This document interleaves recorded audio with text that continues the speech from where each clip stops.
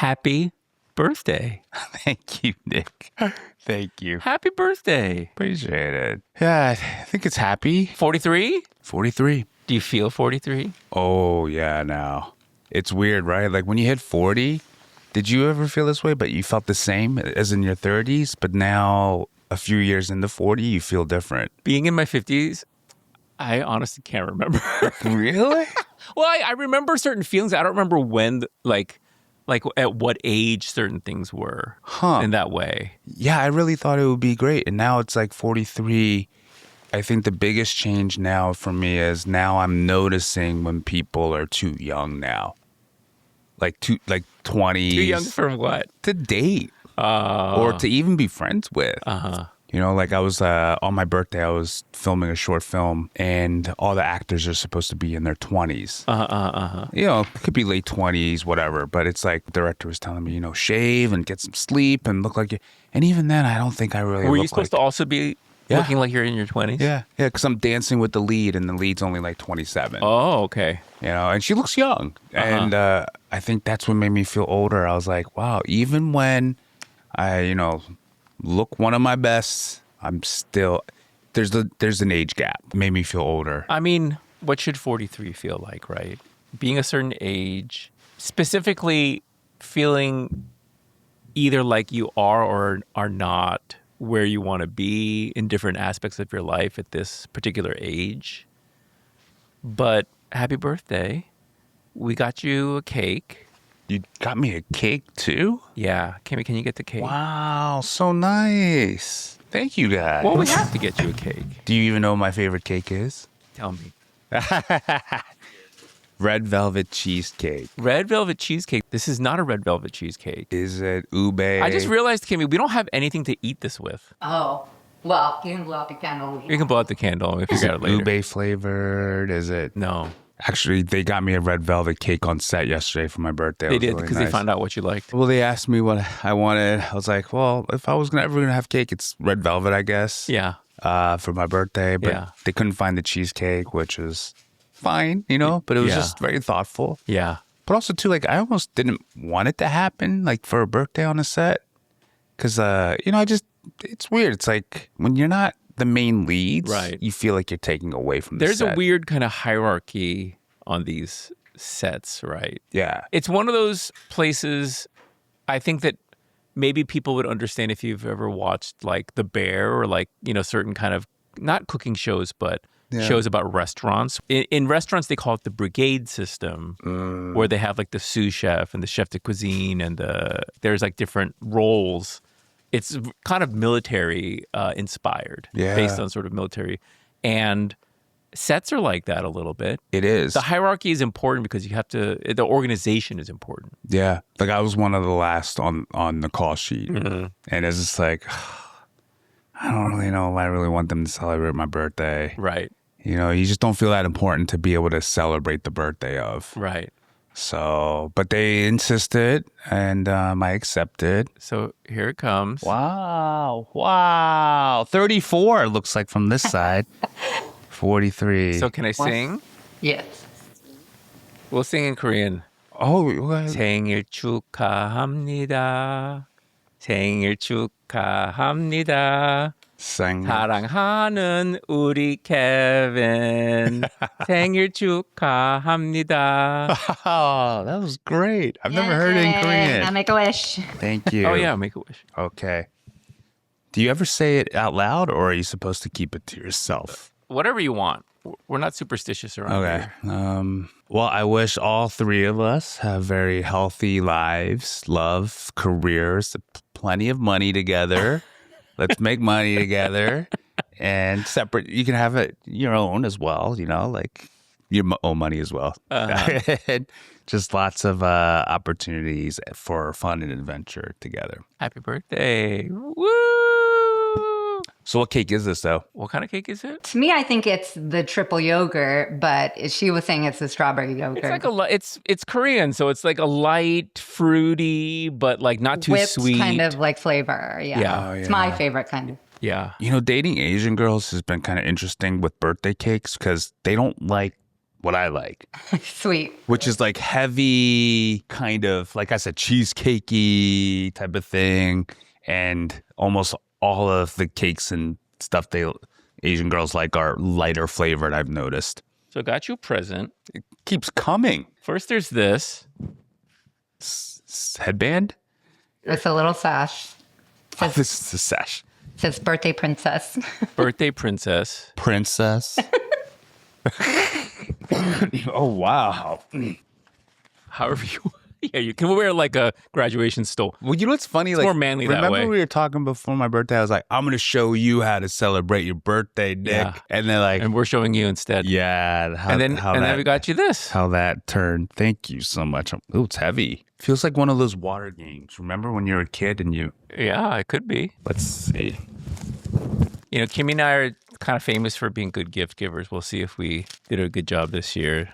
This is still early in our relationship, so... Whoa. Wait. I don't even know what this is technically. It's the good book. It's the Strixhaven. It's like a special little mini set for Magic the Gathering because I know that's... from Strixhaven? That's amazing. I've never seen this before. No? No, never. Wow. Thank you, guys. I haven't been out too long. Whoa. Oh my gosh. I'm about to play in a tournament this weekend too, so I'm going to use this die. Is that different? Yeah, it's I don't have this die. It's fancy? It's fancy die. And there's collector's boosters. Wow, that's cool. I don't have this talisman either. Yeah? This is great. Thank you guys so much. Holy cow, it comes with a lot of collector boosters. Shocked. For me, the situation like this, it's like, I know you like Magic. Yes. I don't know anything about Magic. I know very little, I should say. It's similar to Pokemon, but then it was like, I know what I would like and what I would feel like, oh, yeah, that's like, I know you're trying to get me something because I like something you heard, but this is not it. But I appreciate the sentiment. Yeah. Whereas like something like this is a little bit more like, it's more of like a gift thing.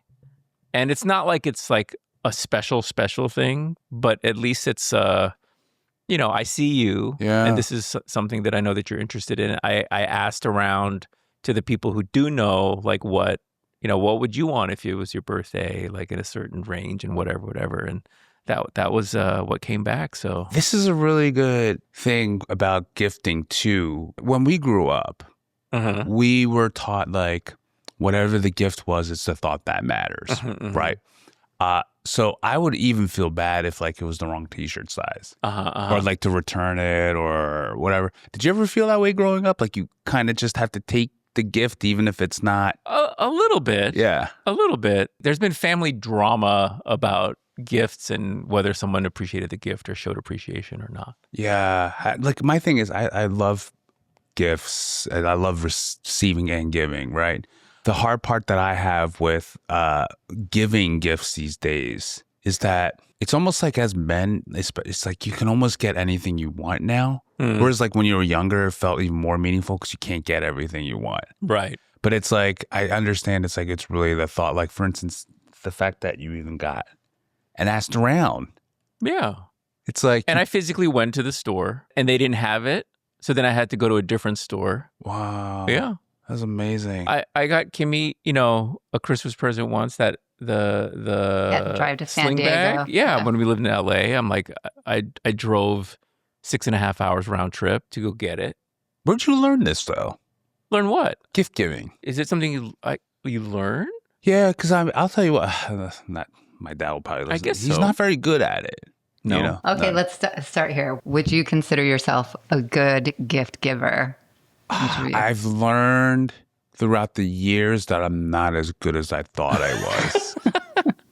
Yeah. I thought I was good, but my previous couple relationships, I found out I was not as good. Oh. Yeah. Or maybe I got a little bit lazier. I don't know which one it is, but I would always remember the ones that like the girls' flowers, their favorite. That was bare minimum apparently you needed to do, right? It can be a very gendered thing. I would make the argument that it shouldn't be, but very often it is. There's a little bit of like that you should shower your woman with certain kind of gifts, but the other way around, maybe less important, less understood, less acknowledged, maybe. But that's also kind of its own value. Doesn't it kind of fall in the category of everything else in relationships, though, right? Like a gift is a communication of sorts. And it takes a physical or sometimes virtual, but it's a certain thing that is ultimately between you. So it does kind of count as communication. So being good at communication, you can be so good individually. And if your partner doesn't meet you there, then things don't quite land. You don't have good communication between the two of you. And I think gifts are just like that too. I'll give you an example of a gift I recently gave because it's my mom's birthday too around this time. So most of my family are all Leos. So that's the time for me to gift in August. Okay. So I was looking online to deliver something and it was a succulent plant. Okay. But it wasn't just any succulent plant. It's also a water fountain, like a mini water fountain and like a heart. Okay. So that's what delivered That's really cute. with like a message, you know? That is so like what a kid gets their mom Really? kind of gift. Yeah. It's cute. So that's why I got my mom. But like for romantic partners, I don't know. I guess I'm not as good as I thought I was. Let me see what I thought. What was my last relationship? What did I get? I obviously did a dinner and flowers. It was orchids, I believe. And yeah, I can't remember any physical gift I got her. Like, cause I'll tell you what, orchids, flowers, and a dinner is kind of expensive already. Sure. So it's just like, it wasn't like a magical number or anything. It wasn't our first one. So I thought that was enough at the time, but apparently you need to do more. It's not about the price tag, right? Yeah. It's about the vibes, as we say. Wouldn't you say, Kimmy? Like, yeah. I mean, Kimmy is the best gift giver that I've ever had a relationship with. I've always been pretty good at giving gifts, but so much of it is paying attention, listening. The nicest gift I've ever gotten is this. The Rolex. Yeah, Kimmy got me this Rolex watch. It's a flex, but it's also like, it's the low end of Rolexes. But this is from 1973. Yeah, that's a classic. And so I think I'd mentioned something in passing once. Like he that would be wanted really... to get a watch that was from his birth year. And I initially wanted to get this for his 50th, but I couldn't find the right one, the right year, or the right watch. And so this was given 2 years later because it took me that long to find the right one. Oh, Yeah. That was really nice. And it's nice because it's like, in so many different ways. Number one, it very much made me feel like seen and heard. Like she'd paid attention. Yeah. But not on the nose kind of way, as they would say, like where it's like very literal, where it's like, oh, like I like flowers. Here's flowers. Oh, I like clothes. Like here's a clothes, kind of thing.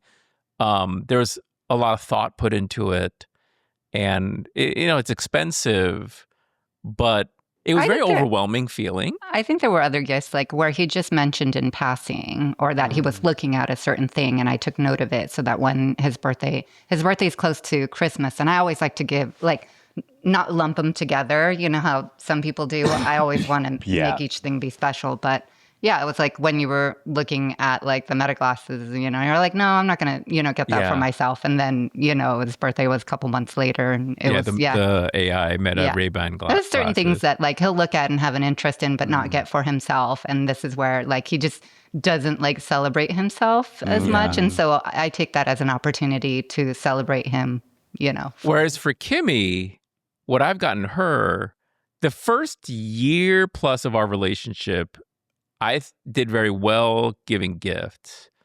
And since then, I have done better and worse at the same time. Meaning, I've done better. It's more exactly what she wants. It's worse because she's deciding what she's getting from me. I'm not really deciding anymore. But to be fair, I'm a very specific person. So it's like, I would appreciate whatever, like, the thought, because he's in the realm of the things that I like, So, but I like to be very like, this is exactly what I want. So, like, I'm not a surprises person. Like, some people love being surprised. I don't. I like having all the information. Yeah. So when you were single, were you good at giving gifts to yourselves? Well, like what was that? To myself? Yeah, or on your birthday, or I would just get what I wanted. Just get what you want. Yeah. Like what? That's like where prior partners have said, like, I don't know what to get you because you always get the stuff that you want. Yeah. Like everything. Maybe a little bit too much little shopaholic sometimes. I started getting into sneakers at one point around 2016. Fast forward like 4 years, I had 140 pairs of like collectible sneakers. God, what? Yeah, stuff like that. That's a problem. Yeah. And now I'm down to like, I think I have like 25 pairs in the closet. Do you sell them? I sold all the ones that I don't have anymore. Yeah. Because there's a little bit of resale value. But that side of things, I've never had a problem with, like getting stuff for myself. And I know that's not true about everyone. A lot of people don't know how to get stuff for themselves. Yeah. But, pretty the idea of celebrating like birthday gifts, like things like that, I get stuck a lot on sometimes worrying about like, well, what really matters? That's where it's great. Like when Kim Hughes told me, I'd rather, can I give you like a gift list? And you picked from that, and it'll always be changing. She'll keep it always updated so that she can feel like really good about it. Like before, I got her like a fancy purse, only one, and then after that, like she's chosen. She loves that purse. You still uses it all the time. I should say it's in rotation. I asked myself, like, are my feelings hurt? Like, is it less fun to give a gift if it's from a list? And again, it goes back to communication. For me, it's one of those many situations where I thought, like, this doesn't feel that great for me, but I'll give it a try, and like a real try, and an earnest one, an honest one. And so I did. And then I was like, actually, this is great. You did like it. It's kind of like learning something new. Huh. It's like learning a new skill. And at my age, continuing always to wanting to learn and grow in that way and be open to. Well, it's become a different tradition for us now. We kind of go together, right? Yeah. And so then it's like fun, like that way, because we're spending time with each other. Like Kimmy's engagement ring, she designed it. She decided, like, when I told her, like, I think it's, coming up time, thinking about rings and stuff. And she said, as she usually does, she's like, I have my file on my phone, my Pinterest board or whatever. And she said, actually, I've found some, jewelry companies that I like what they stand for, that they're very inclusive, things like that. And so I got in touch and then had meetings, and then she designed it, and Because you kind of imagine probably not that, right? Just you picking out a ring, getting blessings, and then proposing, like. There's ways, and I think that you've probably experienced this, and other people have too in different ways, where people will tell you like, oh, I want certain feelings from these experiences. I want certain feelings from getting a ring or like whatever. There's a lot of expectations with that. There's expectations of a certain end result of like a vibe or like a feeling. And then you're made to feel, this is very gendered, I think, unfortunately. So we'll talk about it. I have a thing that I want. I might give you a few hints if I'm that kind of person. I might give you no hints. Most of the time, because I don't know. It's not that I'm trying to set you up, but it can feel like a setup at the end where it's like, oh yeah, this sucked. I've had that experience before many times where it's like, oh, I thought I knew what I was doing. And then they give you a little bit of a that like, happened to me. It is very gendered, right? It's the thing people talk about where it's like, I don't want to have to tell him the thing that I want. I don't have to tell him what I want him to do. I want him to do it without me having to ask. Yeah. Because once I have to ask, then it sets a whole different sort of dynamic in motion, which again, I can understand, but that's what's so great, you know, of the many things about Kimmy is like, she's not like that.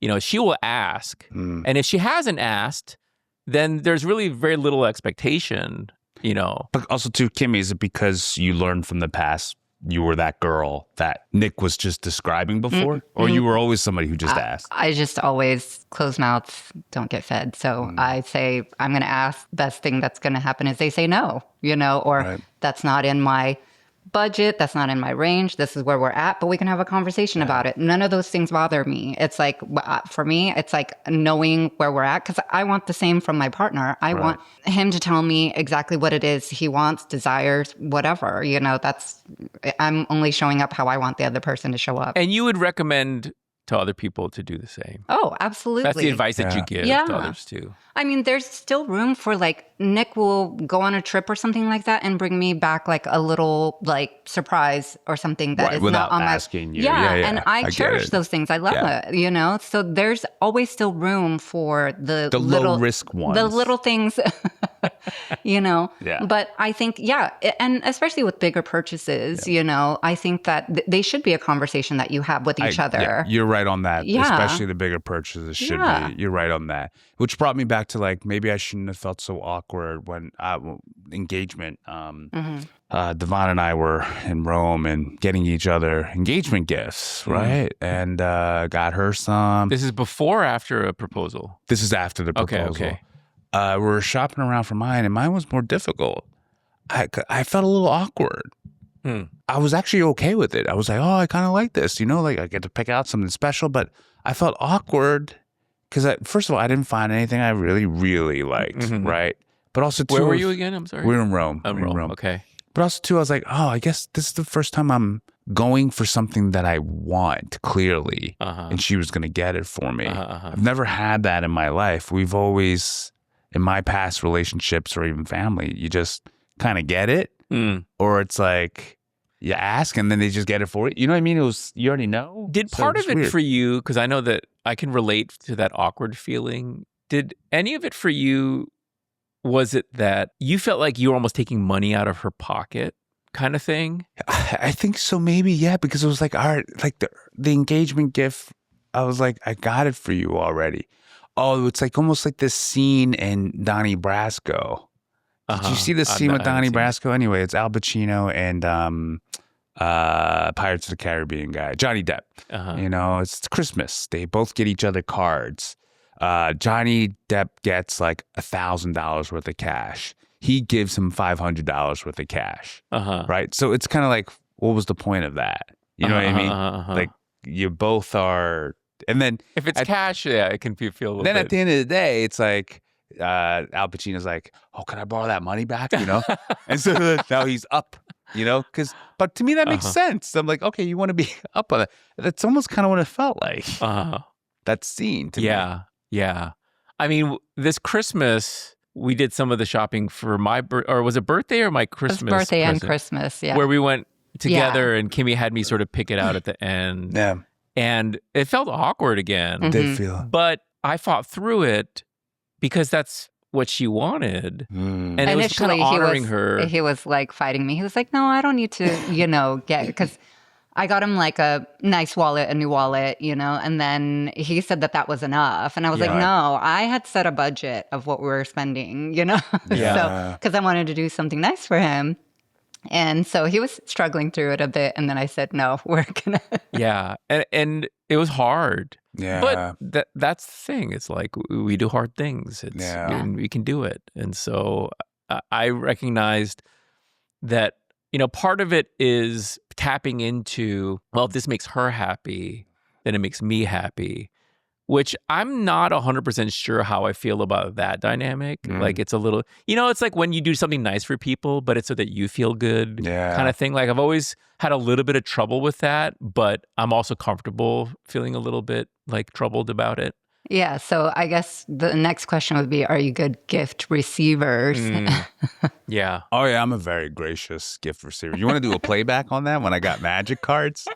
If that wasn't a good receiver, I don't know what was. Yeah. But yeah. Yeah. I do receive well when it's just given like that. But when I got to go pick it out, it's very awkward for me. Yeah.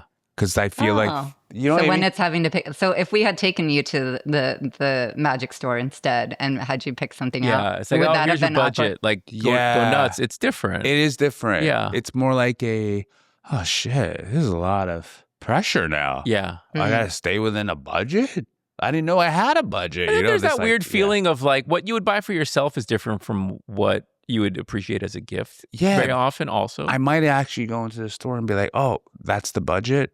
Well, I like something more. I'm going to add my own money. Right. So, and then that's that feels funny. weird. Then Yeah. that's funky. I'd rather just like accept it. Yeah. You know? Like, it's almost like, don't bother me with all this other crap that I got to think about for my own birthday gift. Yeah. It's weird to me, you know? Yeah. I'd rather just actually not even enjoy it, but fake it because it makes you happy. Yeah. You know, like if this was the wrong set, I'd be like, I'd still put the same reaction. Yeah. Yeah. But you just said right now, like, even if you got me something that like I didn't particularly like, I'm going to fake it or say that I like it or whatever, right?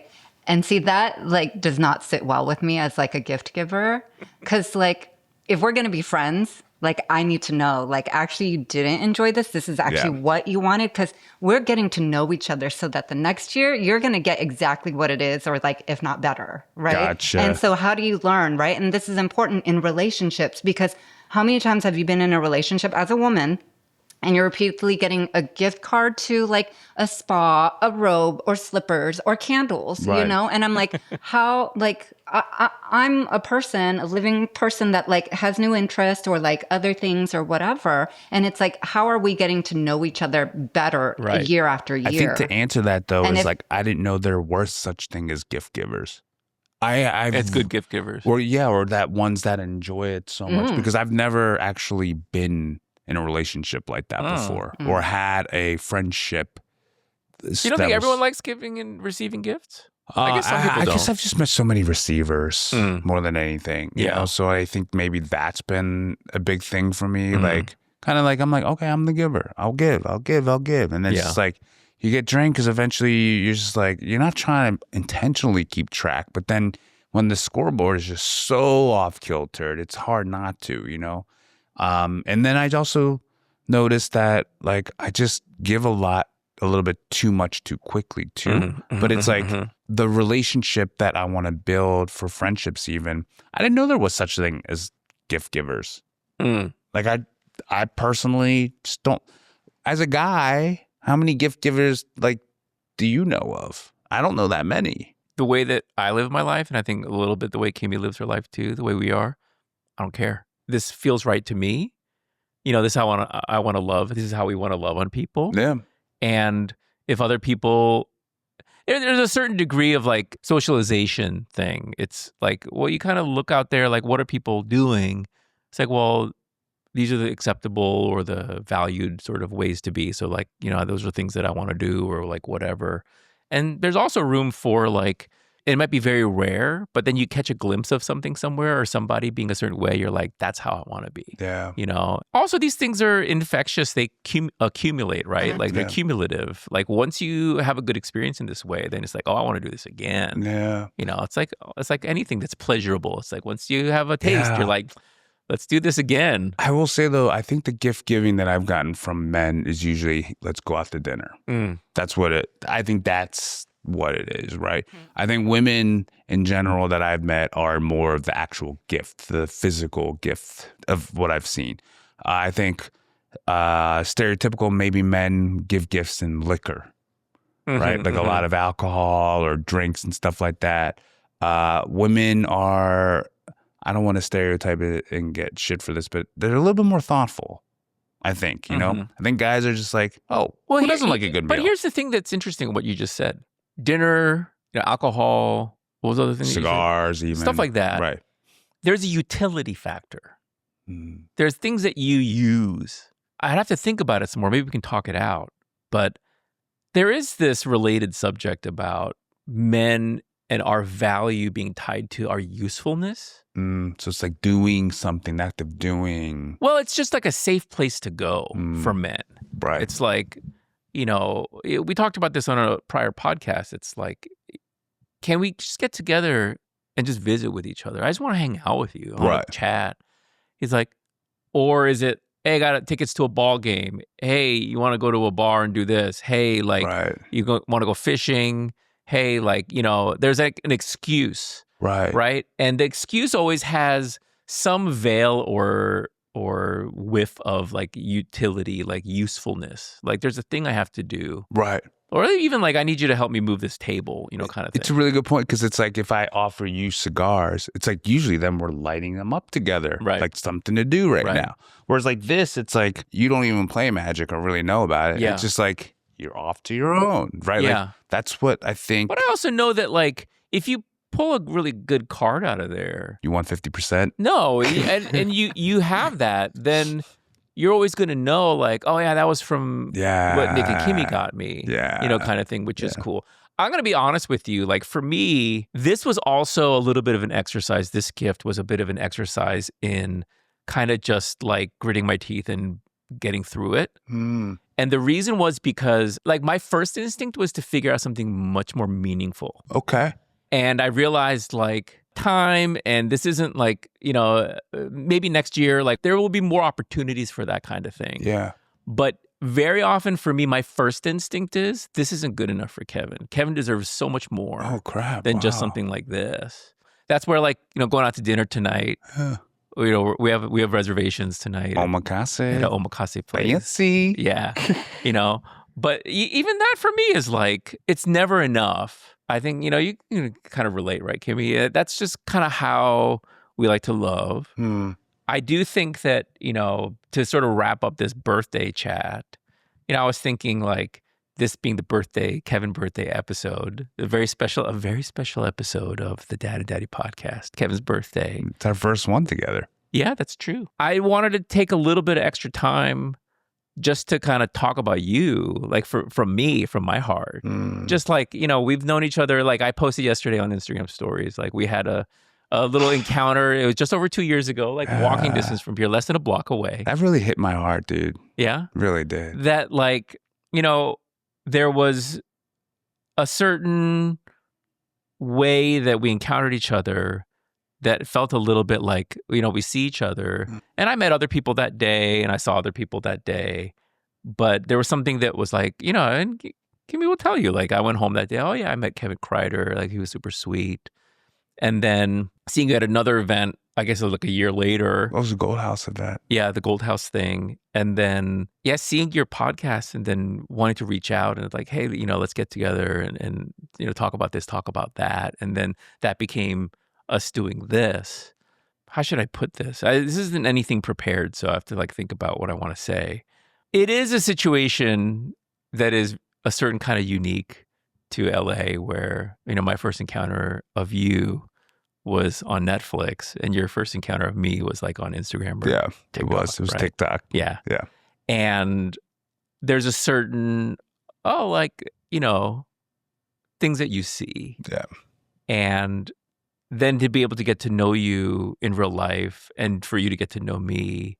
I guess one thing I want you to know is like, we talk about you a lot in our household. Oh, really? Yeah. And that's how I know that we really love you, in a short amount of time that we've been getting to know each other. And part of it is just for being you.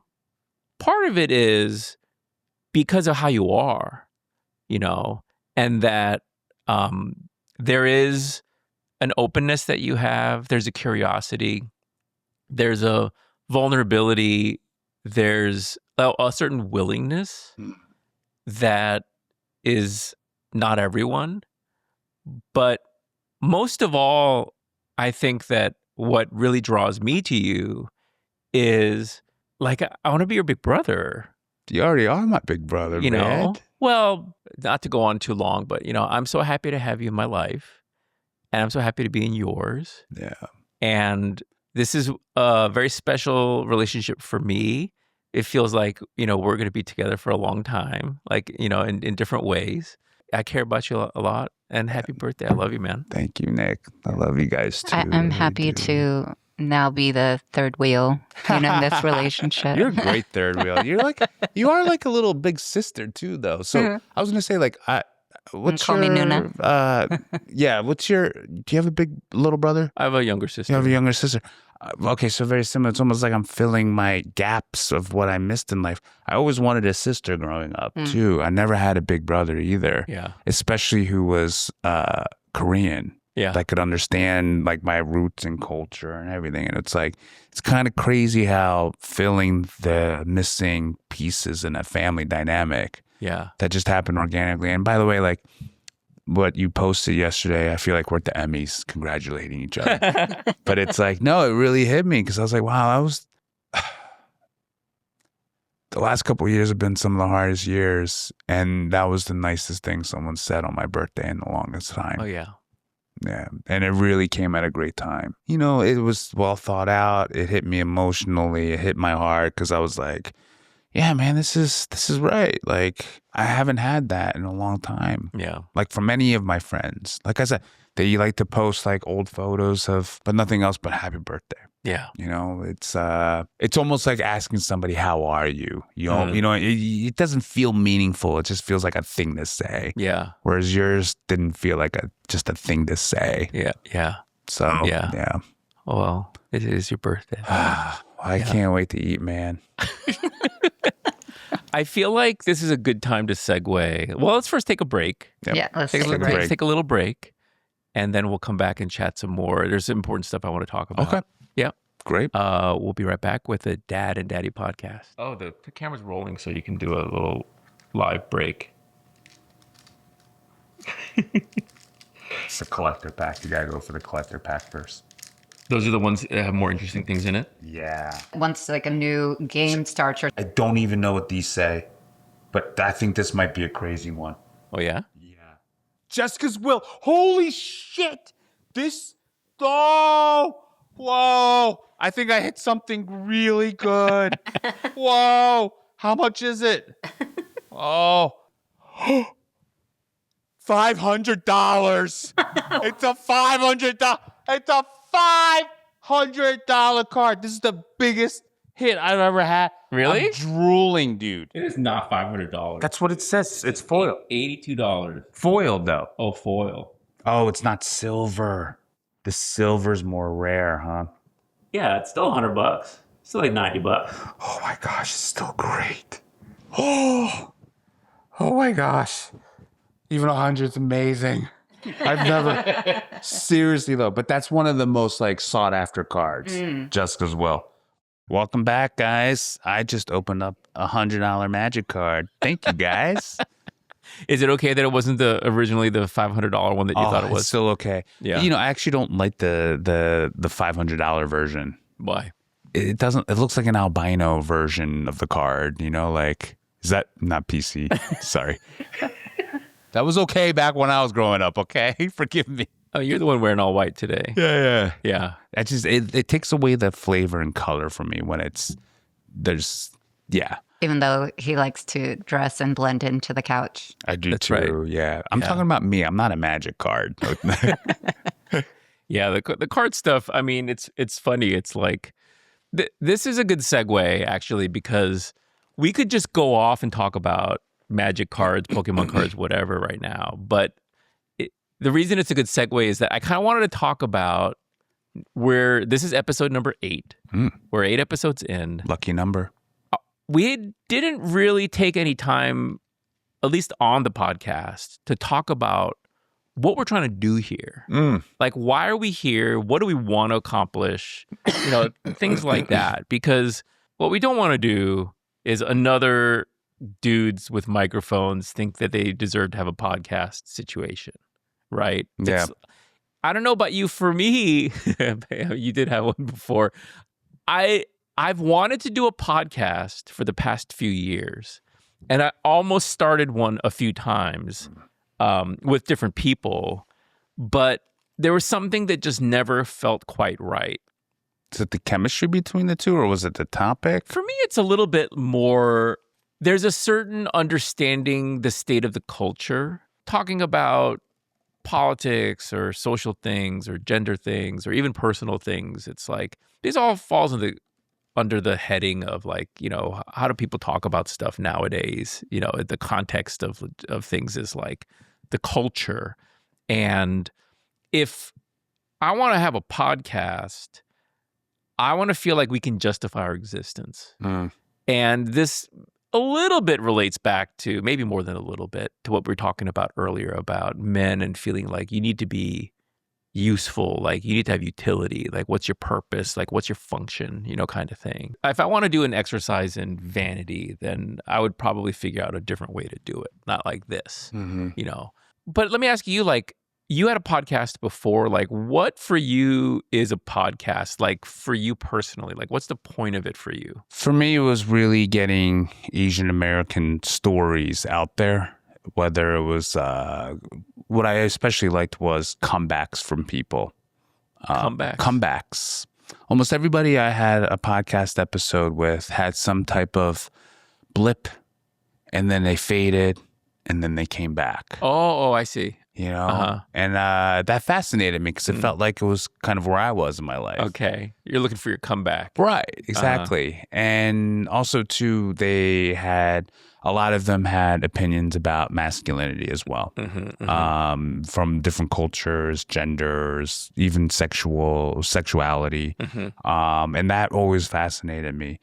And I think for us, it's like, originally I wanted to just talk about masculine things. But when I really look at it, it's like, yeah, it's more about what it's like being a man today and the struggles or celebrations we have as men. Are you talking about your prior podcast, this one, or both? I'm talking about now.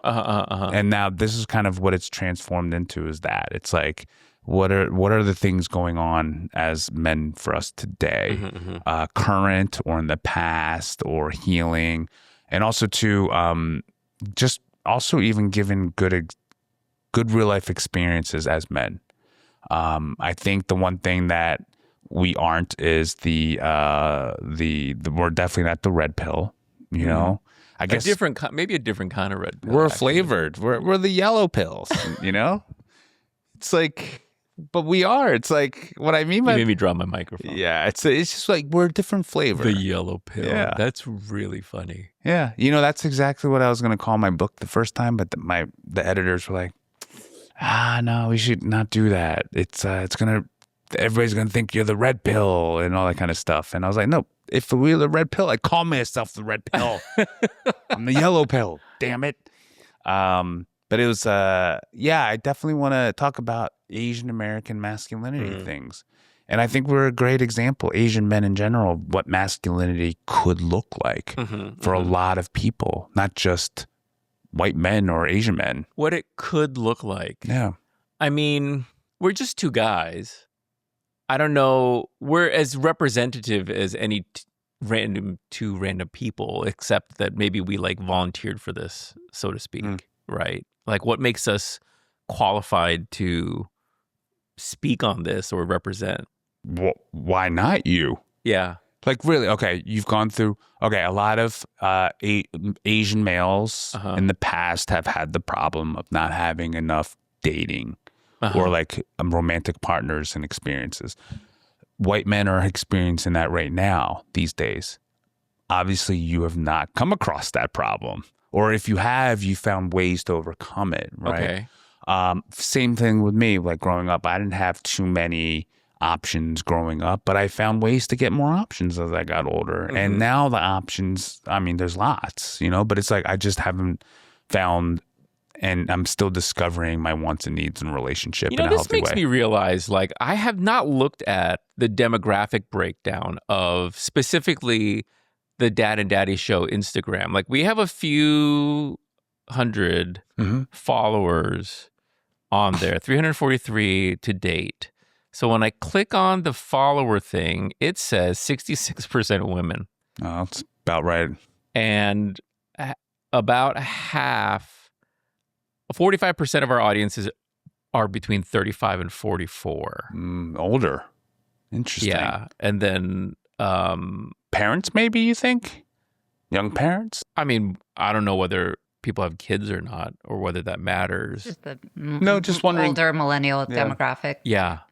I just wondered if it was like parents like wanting to hear what their young sons or daughters are going to go through. Are someday. you the young son and daughter? No, I was just like talking about relationships and stuff. Well, there's this thing my first podcast was in 2005. I think I mentioned maybe once before that it was a coffee industry podcast. It was a very insider kind of thing. A little bit more like a trade, not really a trade magazine, but it was very insider, but also very independent voice. And we provided a lot of information for people that was very educational.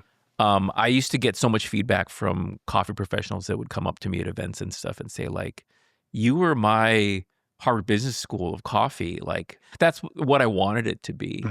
But one of the things that you learn very quickly in this type of endeavor is your number one job. You might have like a certain purpose that you're pursuing, but your number one objective is that it has to be entertaining. Right. Like it can't just be informative, right? Like, so the mission and things like that, it's not that they take a back seat to, well, maybe it does take a back seat. It takes a back seat in the way that the entertainment factor is what drives. The back seat is like the passenger. That's the thing that's being shuttled. Like it's going, it's being carried forward. So maybe we should all wear humbucks. Humbucks while we're doing the podcast. See, that would be a little bit, again, too on the nose. Too on the nose. The reason I wanted to talk about it today is part of it is like, it's a certain type of honest with the audience, like talking things out. This is what we're doing here. This is why we're doing it, to be able to put it out there.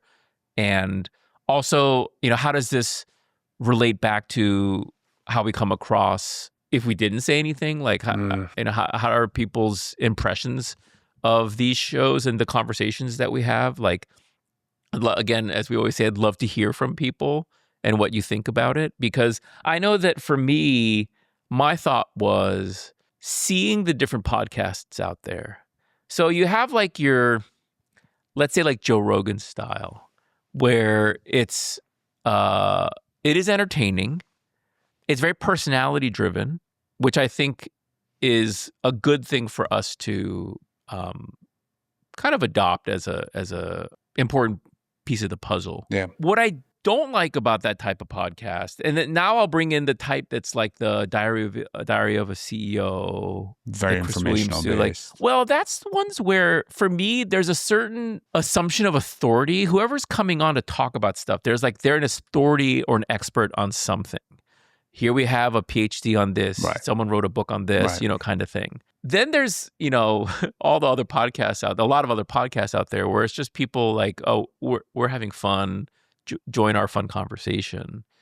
I want to talk about things in a thoughtful way, modeling certain conversations and topics the way that I wish or I would hope to have these discussions without those other elements, without the necessary sort of authority. Like, why? I see what you mean. Whether you believe me or you believe us or not, whether you trust us or not, I think there's the degrees in accomplished author version of authority. There's also does this make sense to you?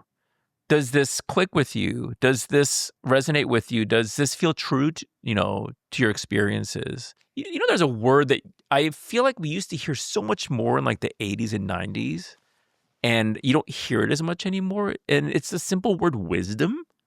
Yes. Like, no, it's too many opinions and not enough wisdom. Well, but also a lot of facts, right? So, for instance, this came up obviously a lot during COVID, but there's this idea like, I'm someone who believes science, and I'm definitely a scientific-minded person. But through my career as a coffee expert, one of the things that I developed as a point of view is science isn't everything either. And science has its own issues and its own sort of, it's a kind of a lens. Science is a lens to look at things through. It's like a microscope or a telescope. They're really important in order for certain discoveries, for certain knowledge.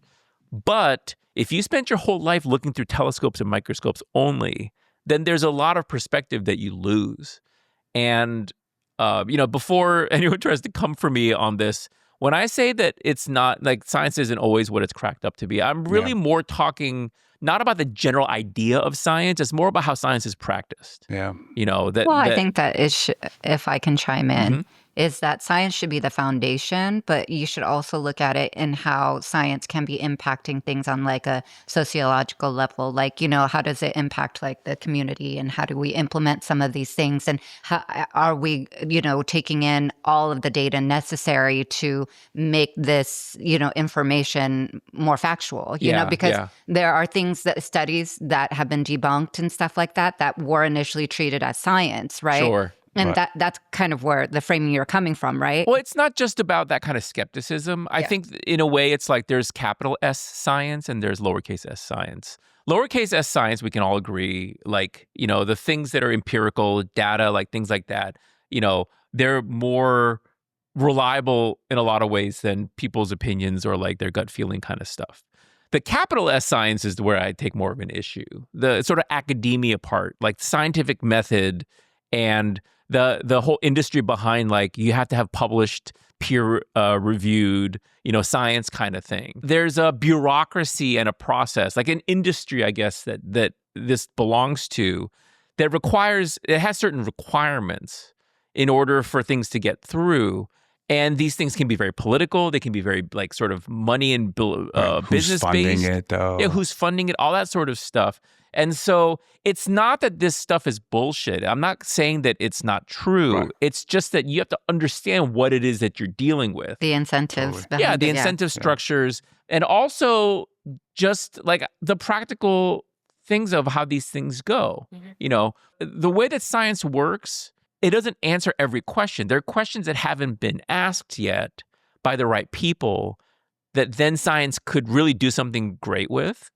Instead, it's like sometimes people are just asking the wrong questions. I could go on for hours about the COVID, like science and the like politics, leaders and scientists, and the relationship among all those different entities, and how the failures of the COVID sort of time, which were also very human.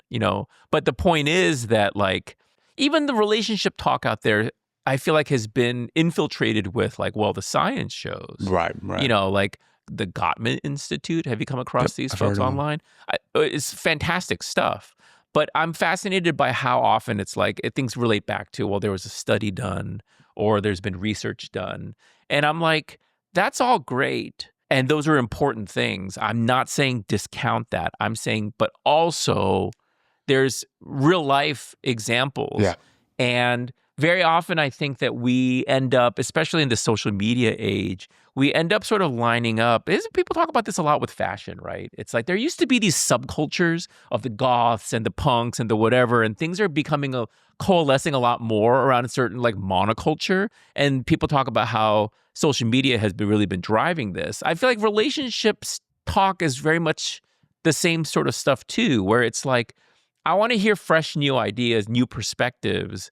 And I would love for us to sort of be a place where a lot of that stuff comes up and where we can talk about things in a fresh way that, maybe people aren't used to hearing as much. I want to keep going with that too, because it's like what you said really hit me was the wisdom of it, which is lived experience. And I think statistics and facts are useless without experience. So for instance, it's like, you like as us talking as men, right? It's like, because I can read all the things I want, but if we haven't lived it, I can't really tell you if that's a real fact or not. Right. For instance, I'll give an example of like what I was like for a fitness coach. This is why I tried every single diet there was out there.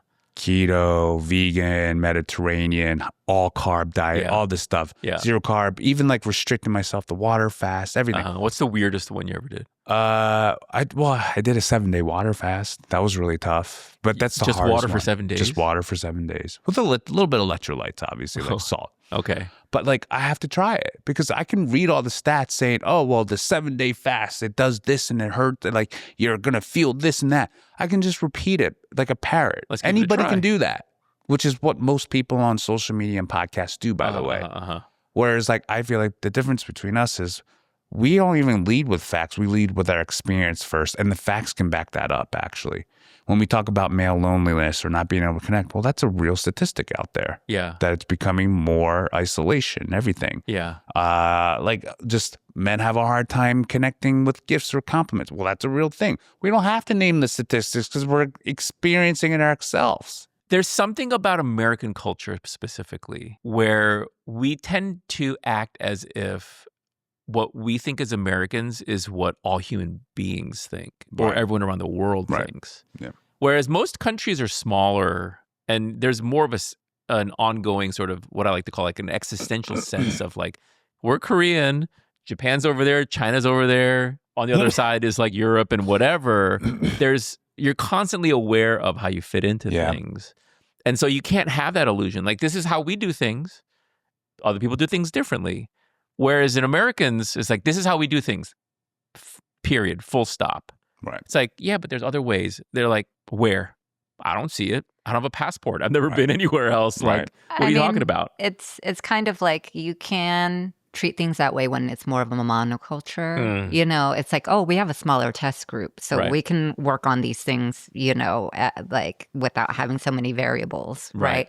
And I think that like, you know, to talk about how like, you know, science and whatever is like important, but like we're at an age now that like the research isn't moving fast enough, that like the lived experience is moving faster. So science can't support the lived experience, you know, and with the way the bureaucracy is and everything like that, like you can't trust studies that much anymore because things are moving at such a rapid pace. You know, when we think about like skincare, when we think about relationships, when we think about any of these things are happening so fast that, you know, science and research and stuff like that just can't support, you know? So when we're so, you know, invested in like, well, this study. Science moves slowly necessarily, and it needs to. And so even though when we think of science, we think of like future and high tech and things like that. It necessarily moves pretty slowly. Totally.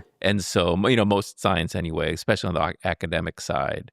So, yeah, like, can we have conversations that ultimately it's like, you know, you, the viewer, and you, the listener, you get to decide, is this interesting to you? Is this meaningful for you?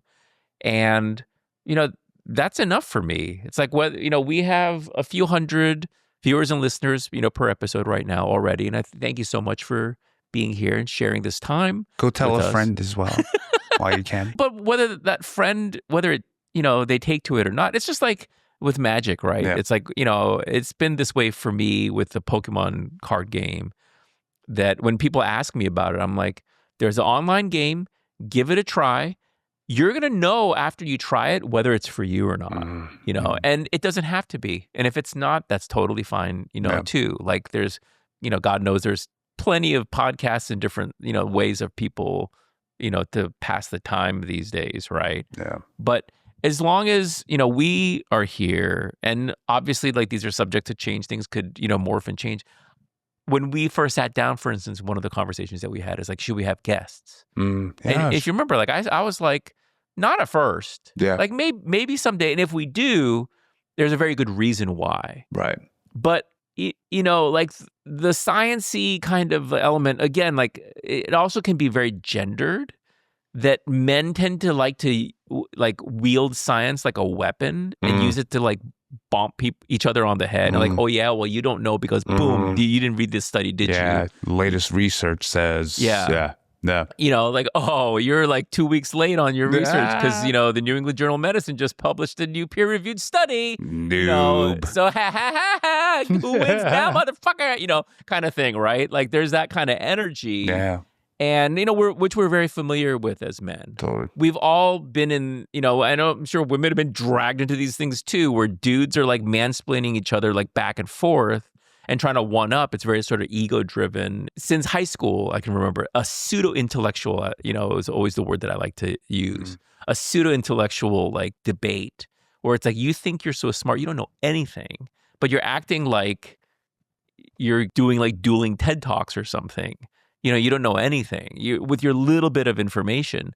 But like you were saying, lived experience and the processing of that, it's the eye of the beholder thing, right? It's like if it speaks to folks and this makes sense, then great. If not, that's great too. It's up to us as the sort of creators here and producers and super producers to decide like, oh, okay, like, are there certain adjustments that we need to make, because of the audience? You should definitely meet them where they are too. Yeah. The audience, yeah. Well, I think it's important. Like, what's lacking these days is like a lot more storytelling, right? Yeah. That's what people can connect with. And that's what I hope to bring out with some of the topics that I've introduced is, your personal stories and hopefully getting, the audience to share more of their stories. And we've been seeing some of them in the comments, and maybe we can share some of that in, future episodes, as a callback. But I think that's what's going to connect people and what will make this podcast, hopefully resonate more than some of the others out there is that we're telling real stories, sharing, and trying to hear more stories from, people. Yeah. And to bring this full circle to the original thing that we started with your birthday, it feels like certain kind of forward to say this, but I'll say it anyway. Like, I also think of this as a gift for you and for me. You mentioned in prior podcasts, like, that you really look forward to, the times that we spend like this. And, with like dinner tonight and stuff like that, we'll have more time, like outside from behind the podcast microphones as well. There's a certain exchange of like love and respect, I think, that is happening here that, again, either it means something to folks or it doesn't. Maybe it only means something to us. People are still tuning in. So as long as people tune in, then we're going to try to keep doing it. This is season 1. I think that we haven't set a deadline for us in terms of like a season, Kimmy's like, I watch Chinese dramas. Used to watch Korean dramas. Korean dramas used to be how many episodes long? 16. Like a 16 episode long. Sounds good. Then they go down to 12. The Chinese dramas now are like 40 episode seasons. Fuck. Yeah. They used to be 60, 80, but now China has put a cap. It has to be government mandated. Oh my gosh. 40, they have limits, huh? 40 or less. And sometimes you still feel like that's not enough. Should we go the Chinese way? 40? 40? I mean, I think there's a point at which we'll want to take a little, like a season break. Yeah. And then we'll, maybe somewhere in like the 20-something, we'll take like a few weeks off and then reconvene kind of thing. Yeah. We'll make a promise to folks that at the end of season 1, we'll have a live show somewhere where people can come and join in. It'll obviously be around here, Los Angeles. It's a great idea, somewhere. actually. We should do a live show. Yeah. So that, people can come and be a part of the conversation. It's again kind of corny. I'm kind of a corny guy. I guess it's part of being a dad. My dream would actually be, at least for this first one, for if it was more intimate, like, because at this point in our podcast sort of life, like, we're not going to have more than like 15, 20 people tops, if that would show up for like a season finale, like live show. I would love to like sit in a circle. Yeah. Instead of like having it be like a stage and an audience. It's like an AA meeting. A little bit. Yeah. Yeah. That kind of, I would love to sort of bring more people into the conversation rather than have it be. That's just kind of how I am. I would love that. Yeah. It'd be real nice. Keep it intimate like that. Yeah. So you got a new cough drop? Oh, yeah. What kind of cough drops are you doing today? I got the wrong one, but this is a soothing one instead of without the menthol. You like the menthol one? Yeah, I prefer the menthol. Yeah. This one just tastes like candy. Well, we never said this before, but subscribe and share. Like and subscribe. Smash that like button. You can do whatever you want to that like button. You can do whatever you want. Kevin's like, I got something else that I think people should smash. Yes. See, I can go there too. Yeah. My big bro says smash it. Kimmy always tells the story about when we matched on the dating app. Did we talk about this in the podcast yet? Kimmy thought I was going to be too wholesome for her. Oh, no. Yeah. That's crazy. Yeah. No. I could see that, though. That she would think so? Yeah. Yeah. From the online persona. Yeah. Next episode, we'll find out your kinkiness. That'll be the lead on. Boundaries. Yeah. dadandaddyshow@gmail.com is our email address. We'd love to hear from folks. And yeah, for season 2, then maybe that's where we'll take the show on the road. Maybe we travel somewhere. I like that. If people let us know where you are, where you're tuning in from. Yeah, and the more like desolate, the better. Well, I just mean like less city-like, you know, like kind of like obscure places. Obscure. Thank you. The That's more a great word. special. The more obscure. On behalf of super producer Kimmy Chan and me, I'm Nick Cho, your Korean dad. And I'm Kevin Kreider. Thanks. See you next. I didn't do your daddy. No. I thought we weren't doing that anymore. We don't. Yeah, I guess. But I can be your daddy. You just